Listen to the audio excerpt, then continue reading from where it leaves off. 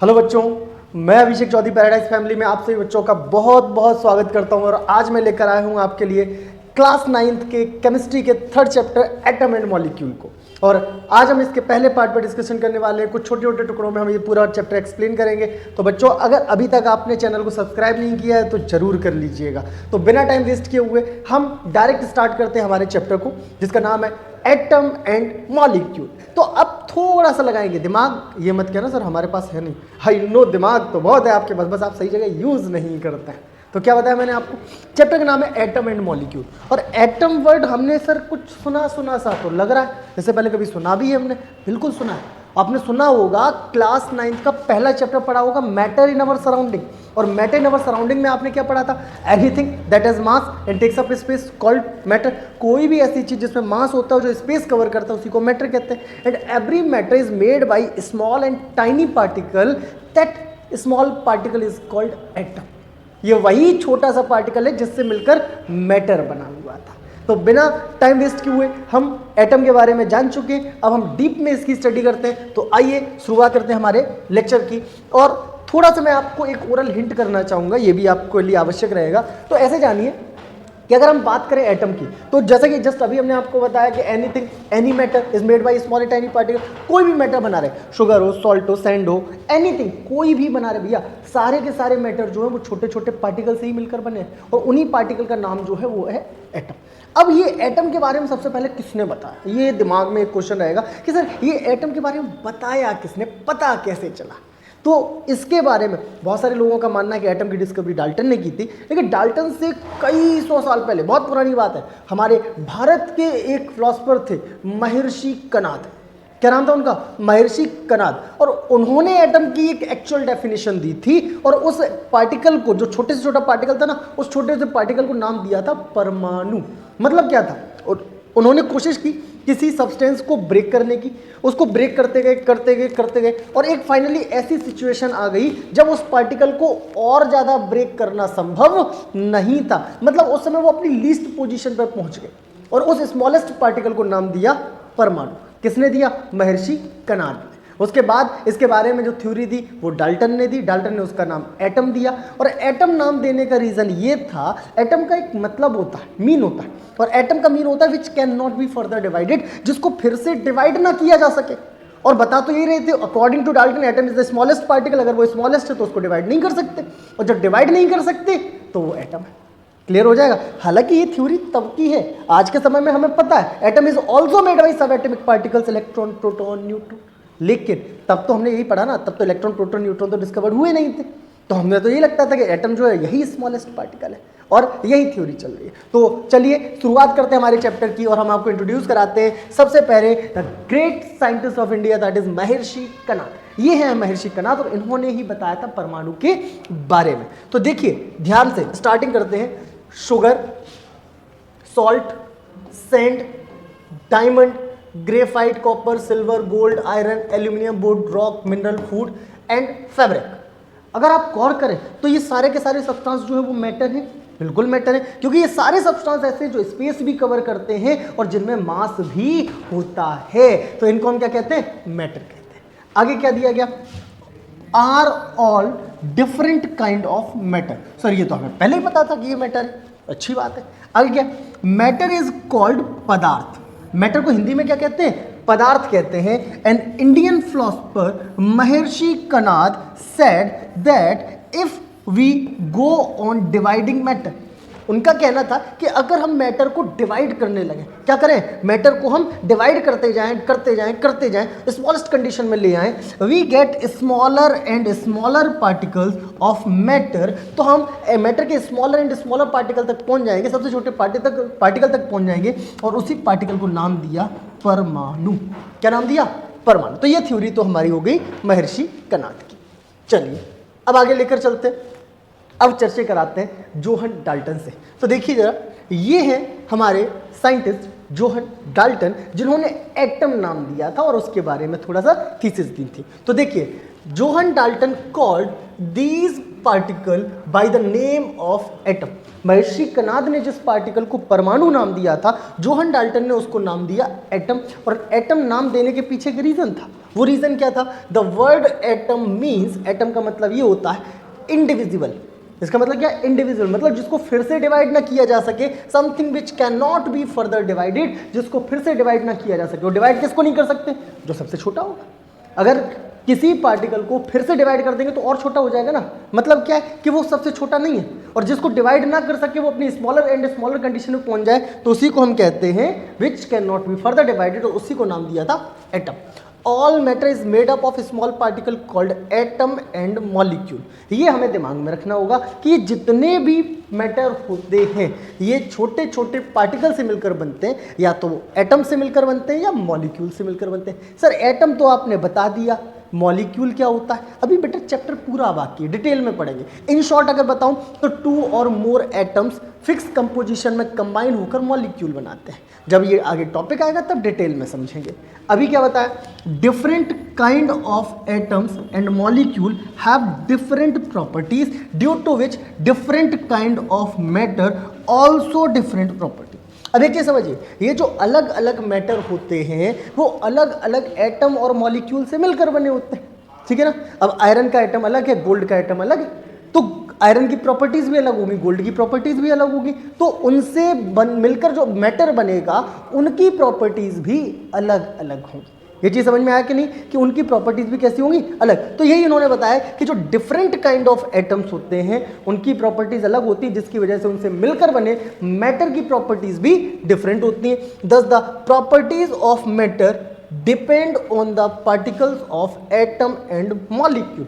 तो इसका सीधा सीधा मतलब ये है, किसी भी मैटर की जो फिजिकल और केमिकल प्रॉपर्टीज होती हैं वो डायरेक्टली डिपेंड करती हैं या तो एटम्स पर या फिर मॉलिक्यूल्स पर, जिससे मिलकर वो मैटर बना हुआ है उस पर डिपेंड करती है। जैसे सिंपल मैंने आपको बताया, अगर हम एक ज्वेलरी लेकर आते हैं तो वो गोल्ड की बनी होगी या सिल्वर की बनी होगी, तो वो सिल्वर के एटम या गोल्ड के एटम से बनी होगी। और अगर हम कोई एक नॉर्मल हार्डवेयर का सामान लेकर आते हैं तो वो आयरन का मेनली हमें मिलता है, तो वो आयरन के एटम से मिलकर बना होगा। तो दोनों की स्ट्रेंथ भी अलग है, दोनों की फिजिकल प्रॉपर्टीज भी अलग है, दोनों की केमिकल प्रॉपर्टीज भी अलग है। तो किसी भी मैटर की जो प्रॉपर्टीज होंगी वो डिपेंड करेंगी उसके एटम और मॉलिक्यूल पर, जिन एटम और मॉलिक्यूल से मिलकर वो मैटर बना हुआ है।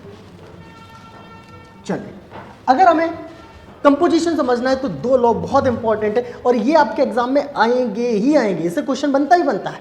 2 लॉ हमें पढ़ने, law of conservation of mass and law of constant proportion. मैं इन शॉर्ट पहले बता देता हूं। कंजर्वेशन, कंजर्वेशन मतलब कंजर्व, कंजर्व का मतलब होता है सुरक्षित। कोई ऐसी चीज जो रिजर्व है, फिक्स्ड है, सुरक्षित है, न कम हो रही न ज्यादा हो रही, वो कंजर्व है। और कंजर्वेशन ऑफ मास मतलब मास कंजर्व रहेगा। अब कैसे कंजर्व रहेगा मैं बताता हूँ। मान लो जब भी हम कोई एक केमिकल रिएक्शन करते हैं तो केमिकल रिएक्शन का एक सिंपल सा फॉर्मेट होता है। हमारे पास पहले होता है रिएक्टेंट। सर रिएक्टेंट क्या होता है? रिएक्टेंट क्या होता है? जो केमिकल रिएक्शन में पार्टिसिपेट करता है उसको कहते हैं रिएक्टेंट, और जो केमिकल रिएक्शन के बाद मिलता है उसको हम कहते हैं प्रोडक्ट। मतलब रिएक्टेंट रिएक्ट करेगा और फाइनल में क्या बनाएगा? प्रोडक्ट बनाएगा। तो कोई भी केमिकल रिएक्शन जब हम करते हैं तो जो टोटल मास ऑफ रिएक्टेंट होगा it is always equal to the total mass of product. जो मास रिएक्टेंट का है वही मास प्रोडक्ट का है। ना रिएक्टेंट का जरा भी मास कम होगा, ना ज़्यादा होगा, ना ही प्रोडक्ट में कोई चेंज आएगा। जितना पहले था उतना ही बाद में रहेगा। तो मास तो फिक्स्ड हो गया, तो हम कह सकते हैं कि मास कंजर्व्ड हो गया, और इसी को हम कहते हैं लॉ ऑफ कंजर्वेशन ऑफ मास। और ऐसा क्यों होता है ये भी समझिए, क्योंकि हम एक थ्योरी पढ़कर आए हैं, atom never be created nor be destroyed in a chemical reaction. कि एटम जो है ना तो वो क्रिएट होता है ना ही डिस्ट्रॉयड होता है, सिर्फ और सिर्फ जब भी कोई केमिकल रिएक्शन होती है तो ये रीअरेंज हो जाता है। रीअरेंज मतलब यहाँ कोई ऑर्डर अलग है और प्रोडक्ट में ऑर्डर अलग हो जाएगा, बस, और कोई चेंज नहीं है। जितने एटम रिएक्टेंट में रहेंगे सेम एटम प्रोडक्ट में रहेंगे, और जब सेम एटम रहेंगे कोई नया एटम आएगा नहीं, पुराना एटम जाएगा नहीं, तो मास भी हो जाएगा रिजर्व्ड, दैट इज कंजर्व। तो इसी को हम कहेंगे लॉ ऑफ कंजर्वेशन ऑफ मास। दूसरा है law of constant proportion. Constant का मतलब होता है फिक्स्ड। अब जब भी कोई मॉलिक्यूल बनता है तो उसके अंदर नंबर ऑफ एटम्स जो होते हैं वो फिक्स्ड होते हैं। जैसे अगर हमें एक वाटर मॉलिक्यूल बनाना है तो ये दो एटम से मिलकर बना होता है, मतलब हम एटम तो नहीं बता रहे, two type of atom, hydrogen और ऑक्सीजन से मिलकर बना होता है। किससे मिलकर बना होता है? हाइड्रोजन से और ऑक्सीजन से, क्या? वाटर। और जब ये हाइड्रोजन ऑक्सीजन से मिलकर बना है तो इनका मास प्रपोर्शन जो है वो फिक्स्ड है। मतलब अगर हम एटम वाइज देखें तो 2 एटम्स चाहिए होते हैं हाइड्रोजन के, 1 एटम चाहिए होता है ऑक्सीजन का, ठीक है ना।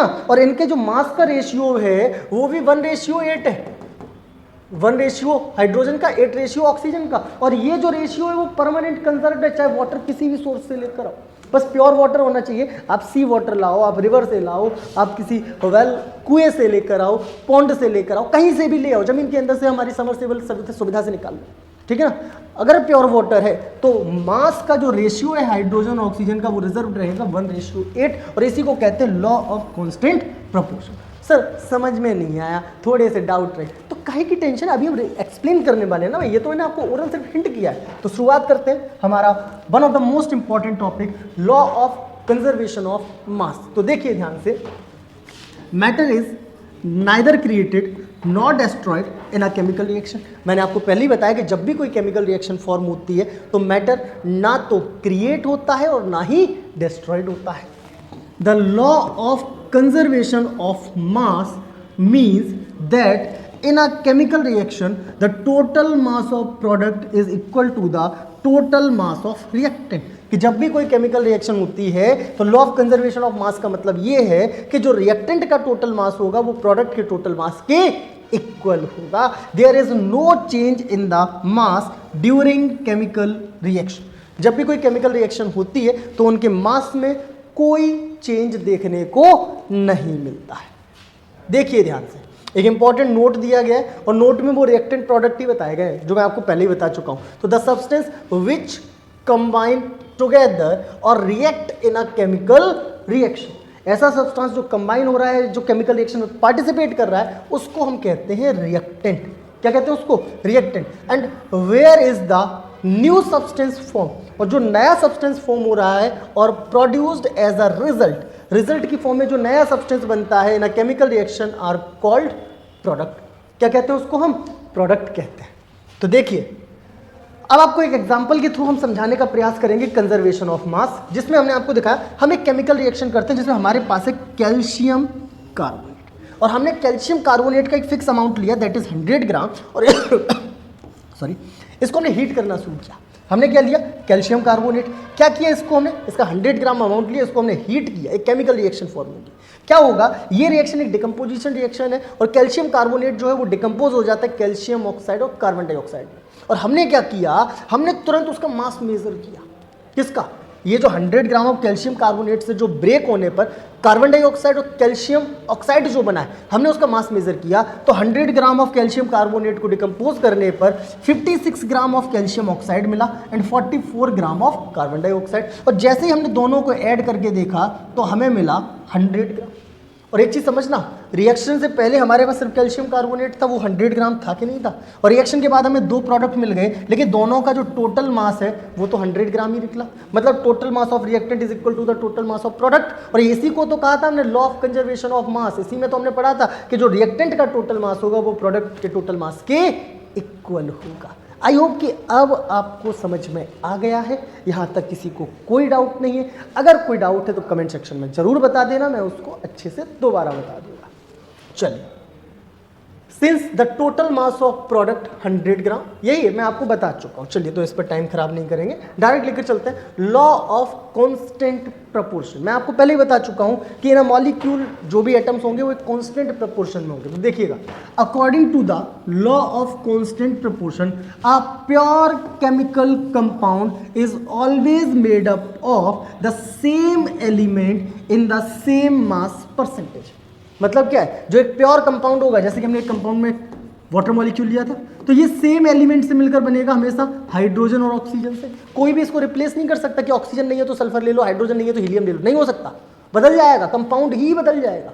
अगर वाटर मॉलिक्यूल बनाना है तो हमेशा वो हाइड्रोजन और ऑक्सीजन से ही मिलकर बनेगा इन द सेम मास परसेंटेज, और इनका जो मास का रेशियो है वो भी ऑलवेज सेम रहेगा, दैट इज 1:8। और ये 1:8 आया कैसे, ये समझो। H2O, हाइड्रोजन के 2 एटम, एक हाइड्रोजन का मास 1 यूनिट, 2 हाइड्रोजन का मास 2 यूनिट, ऑक्सीजन का 16 1 रेशियो 8, और ये रेशियो जो है वो ऑलवेज फिक्स्ड है, इसी को कहते हैं लॉ ऑफ कांस्टेंट प्रपोर्शन। और मैं आपको इन शॉर्ट एक एग्जांपल के थ्रू और समझा दूं, water is a compound, water एक कंपाउंड है। If we decompose 100 gram of pure water passing electricity through it, हम क्या करें 100 ग्राम ऑफ प्योर वाटर ले लें, उसमें इलेक्ट्रिसिटी पास कराकर उसको ब्रेक करा दें, डिकम्पोज करा दें, अलग अलग करने का प्रयास करें हाइड्रोजन और ऑक्सीजन को, देन क्या होगा 11 gram of hydrogen and 89 gram of oxygen are obtained always. हमेशा अगर 100 ग्राम ऑफ वाटर को हमने डिकम्पोज कराया है तो 11 ग्राम ऑफ हाइड्रोजन मिलेगा और 89 ग्राम ऑफ आपका ऑक्सीजन रहेगा, चाहे हम किसी भी सोर्स से वाटर ले लें, बस प्योर वाटर होना चाहिए, ठीक है ना। और जब ये रेशियो जो है मास का ऑलवेज फिक्स्ड है, ऑलवेज सेम है, ऑलवेज कांस्टेंट है, इसी को कहते हैं law of constant proportion.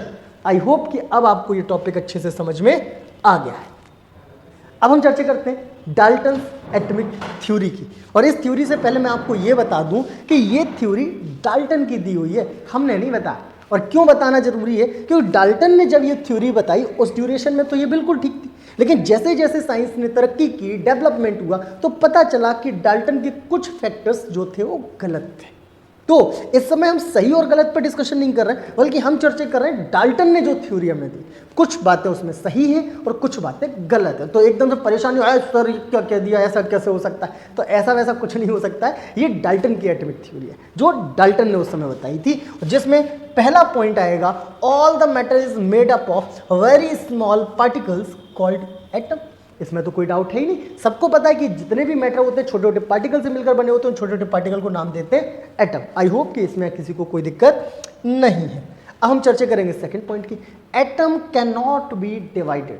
Dalton का मानना था, उन्होंने एटम नाम ही इसीलिए दिया था क्योंकि एटम का मतलब होता है which can not be further divided, जिसको फिर से डिवाइड ना किया जा सके। तो उनका मानना था कि एटम जो है वो स्मॉलेस्ट पार्टिकल है, इससे छोटा पार्टिकल दोबारा कोई देखने को नहीं मिलेगा, तो यही स्मॉलेस्ट है और यहीं पे बात खत्म हो जाती है। उनका मानना था कि हम इसको डिवाइड नहीं कर सकते, लेकिन एक्चुअल में एटम कैन बी डिवाइडेड, क्योंकि हम जानते हैं it is also made by subatomic particle, electron, proton, neutron और भी कुछ पार्टिकल्स होते हैं, ठीक है ना। तो जब ये डिवाइड हो सकता है, लेकिन डाल्टन की थ्योरी में ये था कि एटम को हम डिवाइड नहीं कर सकते, यही स्मॉलेस्ट है। आगे क्या है, atom can neither be created nor be destroyed. According to Dalton, Dalton का मानना था कि ना तो एटम क्रिएट हो सकता है ना डिस्ट्रॉयड हो सकता है। वो बात अलग है कि न्यूक्लियर रिएक्शन में ये गड़बड़ हो जाता है, ठीक है ना। न्यूक्लियर रिएक्शन में एटम क्रिएट भी हो जाता है, डिस्ट्रॉयड भी हो जाता है, लेकिन जनरली ऐसा नहीं होता। तो डाल्टन का मानना था कि कोई भी केमिकल रिएक्शन अगर हम करते हैं तो वहाँ ना तो एटम क्रिएट होगा ना ही एटम डिस्ट्रॉयड होगा। आगे लेकर चलते हैं, atoms are of various kind, ये कई तरह के होते हैं, अलग अलग तरह के होते हैं। तो ऐसे समझिए जितने टाइप के एलिमेंट, हर एक एलिमेंट का अपना अलग एटम, तो टाइप ऑफ एटम अपने आप ज़्यादा हो जाएगा, क्योंकि भैया नेचर में अभी तक हमने 118 एलिमेंट्स पढ़े, तो 118 टाइप्स ऑफ एटम भी हो जाएंगे, जबकि आइसोटोप्स, आइसोबार जोड़कर कुछ एक्स्ट्रा भी मिल जाते हैं। तो भैया कई टाइप के होते हैं। तो क्या बताया कि atoms are of various kind, there are as many kind of atom as are element. जितने टाइप के एलिमेंट उतने ही टाइप के एटम। आगे क्या, all the atoms of a given element have the same mass, size and chemical property. इनका मानना यह था कि अगर हम सेम एलिमेंट्स के एटम ले लें, सेम एलिमेंट मतलब हमने 2 और मोर एटम लिए हाइड्रोजन के, 1 2 3, ये तीनों एटम हमने हाइड्रोजन के लिए, तो उनका मानना था कि अगर एलिमेंट सेम है, सेम एलिमेंट के एटम है, तो इनके मासेस भी सेम होंगे, इनकी फिजिकल प्रॉपर्टीज भी सेम होंगी, इनकी केमिकल प्रॉपर्टीज भी सेम होंगी। लेकिन आइसोटोप, आइसोबार आने के बाद पता चला कि ये गलत था, सेम एलिमेंट के मासेस भी अलग हो सकते हैं, ठीक है ना।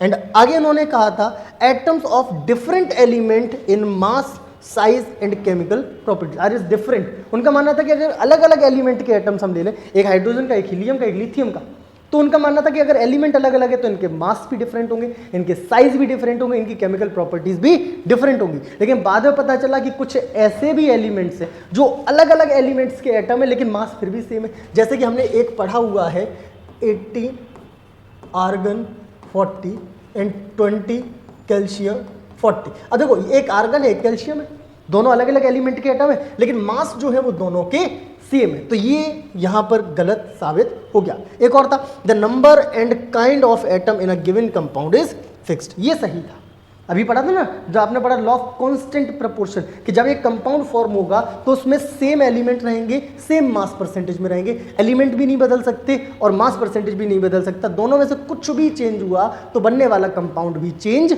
हो जाएगा। अब हम चर्चा करते हैं ड्रॉबैक्स पर, यानी कि कमियां। मैंने आपको पहले ही बता रखी हैं, ठीक है ना, वही कमियां हैं। कमियों से मतलब ये है कि डाल्टन ने अपने समय में थ्योरी दी, लेकिन बाद में उनकी थ्योरी में कुछ कमियां निकल के आ गई, उन्हीं को हम ड्रॉबैक के फॉर्म में पढ़ने वाले हैं। ये इंपॉर्टेंट क्वेश्चंस रहता है, आपके एग्जाम में आपसे पूछा जा सकता है, define the drawbacks of Dalton atomic theory. तो मैं आपको बताता हूँ सबसे पहला और major drawback, one of the major drawback of Dalton atomic theory, that matter is that atom can not be divided. जैसा कि मैंने आपको बताया था सेकंड नंबर पर जो आपको रूल बताया था कि एटम डिवाइड नहीं हो सकता अकॉर्डिंग टू डाल्टन, लेकिन हमें पता है क्या, we know that under special circumstances atom can be divided into smaller particle called electron, proton and neutron. हमें पता है कि खुद स्मॉलर पार्टिकल से मिलकर बना है तो डिवाइड भी हो सकता है। मतलब ये इनके थ्योरी की सबसे बड़ी गलती थी। इनका मानना था कि एटम डिवाइड नहीं हो सकता, लेकिन एक्चुअल में एटम डिवाइड हो सकता है, तो ये पहली कमी थी। अब हम चर्चा करते हैं Dalton's atomic theory says that all the atoms of an element having exactly the same मास। उनका मानना यह था कि अगर सेम एलिमेंट है तो मास भी सेम होंगे। We know that atom of the same element have lightly different masses. हमने पढ़ा है, जैसे कि हमने पढ़ा 1H1, 1H2, 1H3, ये तीनों ही हाइड्रोजन है, पहला प्रोटियम, दूसरा ड्यूटेरियम, तीसरा ट्राइटियम, लेकिन सेम एलिमेंट होने के बाद भी इनके जो मासेस हैं वो डिफरेंट है, ठीक है ना। तो यहाँ पर सेम एलिमेंट के मास भी डिफरेंट हो सकते हैं और ये थ्योरी डाल्टन की गलत साबित हो गई। एक और last point, the Dalton's atomic theory said that atom of different element have different masses. उनका मानना था कि अगर एलिमेंट अलग अलग हैं तो उनके मासेस भी डिफरेंट होंगे। और अभी मैंने एक एग्जांपल बताया था 18 आर्गन 40 20 कैल्शियम 40 आर्गन और कैल्शियम अलग अलग हैं, फिर भी उनके मासेस सेम है। तो ये इनके कुछ ड्रॉबैक्स रहे। अगर आपको स्क्रीनशॉट लेना है तो आप ले सकते हैं, आराम से, बढ़िया क्वेश्चन है। चलिए, इसके ठीक बाद मैं आपसे विदा लेता हूँ, मिलते हैं नेक्स्ट लेक्चर में। तब तक के लिए नमस्कार। पैराडाइज क्लासेस के चैनल को फॉलो कर लीजिए, हमें सब्सक्राइब कर लीजिए। मिलते हैं नेक्स्ट लेक्चर में, धन्यवाद।